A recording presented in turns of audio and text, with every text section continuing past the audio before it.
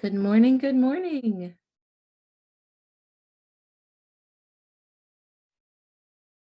How are you, Lori? Hi, Madeline. Hello. How's your Sunday going? There's Suzanne. Hello. So yesterday I had a little of the problem of the sleep, the nodding. Ah, that's one of the things that happens sometimes with meditation. And honestly, I just kind of try to let myself feel whatever's going on. And so if I kind of nod off a little, I nod off a little because otherwise it's kind of bringing that thought back in and like trying to control what I'm doing. Yeah, exactly.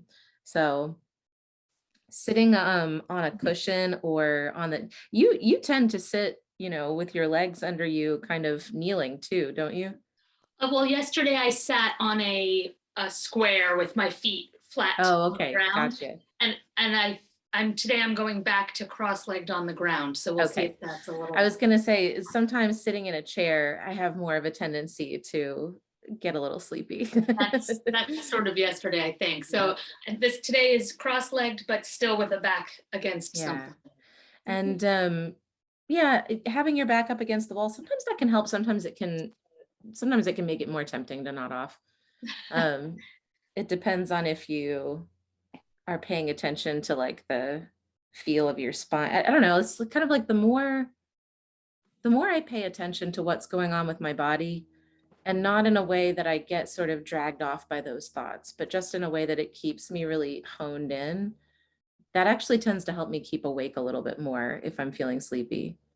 And something about the last few days, I'd say really like the last week and a half for me. I don't know if it's just because it's like the allergy season.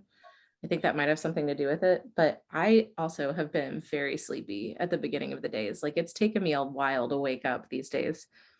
Well, to be fair, I'm in London, so it's actually 2 in the afternoon. Oh, okay. Well, good for you. Well, then maybe you need to take a nap. It could happen. I'm also 6 months pregnant, so the Oh my combo. gosh, congratulations. Thank you. So napping is definitely a I daily. would imagine that has something to do with it too. Yeah. So Oh, that's great. Elizabeth's here. Suzanne, how are you today? I'm having a difficult time because I'm going for a medical test tomorrow morning. And so I have to do all this prep all weekend and it's just discombobulating me. So I won't be able to be here tomorrow morning, but Okay. my plan is the mornings that I can't do it is to watch at another point in the day. Yeah. This has been helpful, but something I want to look at is, ever since I had that concussion a couple of years ago, there are certain things that seem to kick off ringing in my head. And the funniest thing is I have done no meditation since that. Somewhere in the middle of the meditation, I start to get this tinnitus. And I'm just wondering and hoping if it's like mending stuff. That's my hope. So we'll see. So Yeah. Does it tend to last after the meditation or is it just in that sort of quiet stillness? I have not noticed it lasting past the meditation. Good. That's good. Yeah, when we come to stillness and we come to quiet, sometimes we start to pay attention to things in our body that might be there, that we are able to tune out amidst the hustle and bustle. So it could be something that is there and you're tuning into it. Yeah. Yeah. I think we tend to normalize, pain Hmm. or whatever it is we're feeling suddenly. Especially if it's pain, for me, I really normalize it, and suddenly it just doesn't feel like something so different, Yeah. so it just is not as noticeable. Yeah. Yeah. Well, I Or have vice versa. decided to switch up sort of the order of things that we've been doing. It struck me yesterday that it feels like we say goodbye very quickly after the meditation is over. And that beforehand, I give you this reading or something to think about, and then we go to try to clear our thoughts. So I thought that what we might try today is to go ahead and ease into the meditation first, and then right after that, we can end on the reading. Mm, So we've been here about 5 minutes. I think as folks, filter in, we've got it set that it'll be muted if people come in a little bit late. So I say we go ahead and get started with the meditation. Let's go ahead and get comfortable wherever we are. Really feeling that spine sort of moving up, and just holding this space for each other, really. It's such a treat and an honor to be able to gather together with some like-minded people focused on the same thing.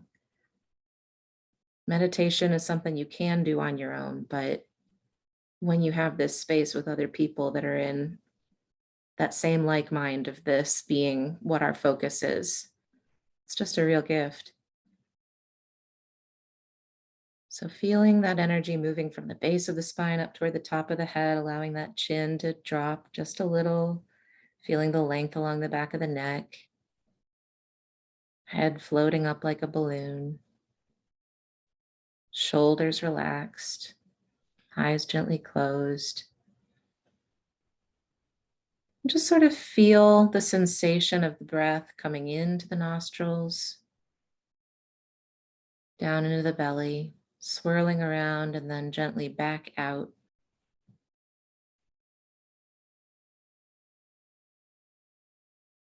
And try just putting your attention on the rims of your nostrils.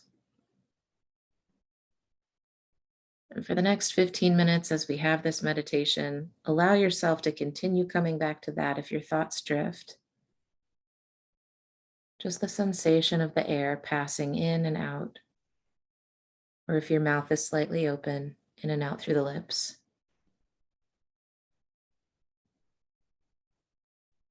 For the next 15 minutes.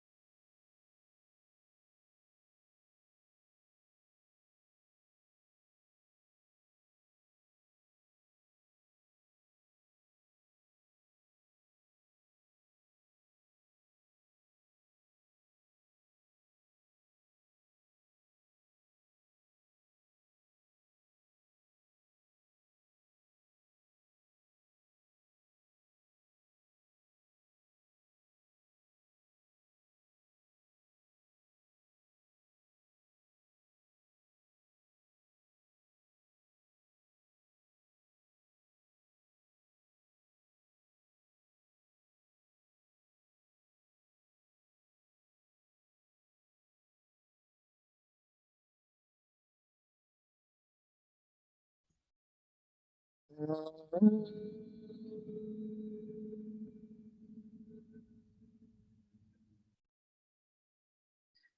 gently coming back out of it. I don't know about you all, but that was a really good one for me. I tend to, the first few times that I come back to meditation after not having done it for a while, it's very tough for me to kind of sink in. And then inevitably there's one where it's like when the timer goes off, my tongue feels really heavy. Like I almost forgot to swallow the whole time. And then I know that I'm sinking back into it. So it's really nice when you get to see over time how your brain really does start to calm down more readily on its own.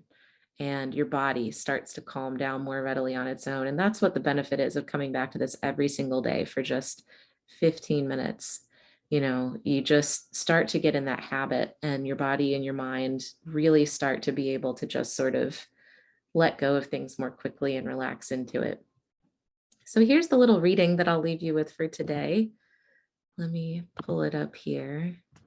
This is by Ralph Waldo Emerson. And I just thought it was a lovely way to start a day. Or if you're in the middle of your day, a lovely way to continue your day. Write it on your heart that every day is the best day in the year. He is rich who owns the day, and no one owns the day who allows it to be invaded with fret and anxiety. Finish every day and be done with it. You have done what you could. Some blunders and absurdities no doubt crept in. Forget them as soon as you can. Tomorrow is a new day. Begin it well and serenely, with too high a spirit to be cumbered with your old nonsense. This new day is too dear, with its hopes and invitations, to waste a moment on the yesterdays. So I will leave you with that, my lovelies, and I will see you tomorrow. And if anyone, Suzanne, you mentioned that you need to listen to the replay tomorrow. If anyone has not joined that Facebook group yet, go ahead and do that if you're going to need to listen to the replay, because I have to like approve it. So if you go to listen to it and you're not approved, it might take a while before you get a chance to. So just keep that in mind. All right, I'll see you guys tomorrow. Have a great day. Bye. Thank you. Bye.